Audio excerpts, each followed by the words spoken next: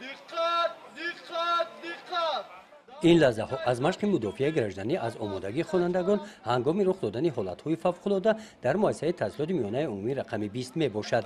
اشتراکچیان این مشق دانش‌های به طور نظریوی از خود نمودهشان را در چنین وضعیت به طور عملی اجرا نمودند. طبق نقشه پیشنهاد گردیده مشق‌ها از بخش‌های گوناگون عبارت بودند. رفت مشق نمونوی نشان داد که خوانندگان در این سمت دانش خوب دارند. تکیه با دانش عملی کاری اشتراکچیان را آسان گردانید.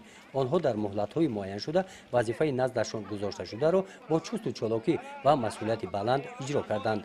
رفت مشق نمونوی را رهبران مؤسسه‌های تعلیمی، معلمان آمادگی دفاعی حربی 77 مؤسسه‌های تعلیمی تماشا کرده اطلاع دادند که من بعد در مشغولیت‌های عملی در مکتب‌ها آن را استفاده می‌نمایند. مقصد از گذراندن چنین چاره‌بینی پیش از همه آگاه نمودن خوانندگان، شهروندان و آماده نمودن آنها به حالت‌های فوق‌العاده می‌باشد.